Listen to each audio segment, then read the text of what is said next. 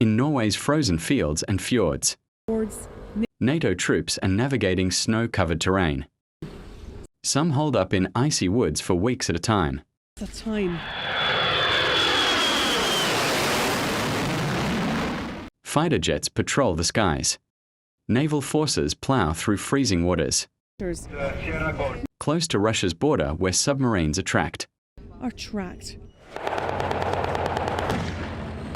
25,000 troops from 14 nations have amassed here. Have amassed here This year for an exercise known as Cold Response, the response training for conflict in Arctic conditions. conditions. Arriving into the heart of this demo by tank came Canada's Prime Minister, Mark Carney, armed with a pledge to significantly expand his country's spending on Arctic defence. Behind these are fictional scenarios is a harsh reality. The Arctic region is no longer considered low tension.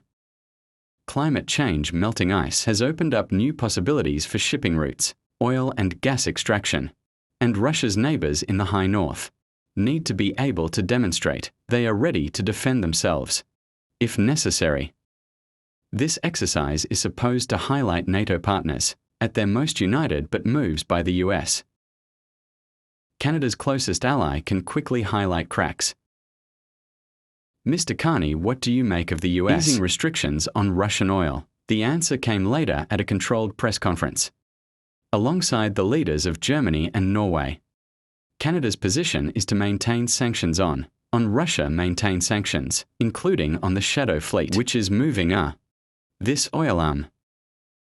You know there's been very tight cooperation between Russia and Iran at great cost to the people of Ukraine and a great threat to peace and security in Europe. Norwegian authorities say the US remains their most important ally.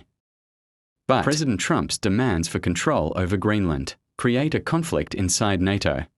The war in Iran pulls focus, raising concerns resources could be diverted to the Middle East. Do the German Chancellor and the Canadian Prime Minister still believe that the US can be trusted when it comes to security in the North? Yes. Yes. Norway is mobilizing not just its military, but its whole society now. In the port town of Narvik, civilians practice how they could help with casualties. In conflict, households have been asked to prepare to survive independently for at least 1 week in a crisis. They take this very seriously, and now we know that every second household is storing water, and some food and some blankets, or an oven for instance. But that means that the other half of the population, they are not there, but it's much other. The level of household who does is much higher than just a few years ago, and that's of course because of Ukraine. In the last few years, both Finland and Sweden have joined Norway in NATO. In a rapidly changing security landscape, the High North has to be highly alert.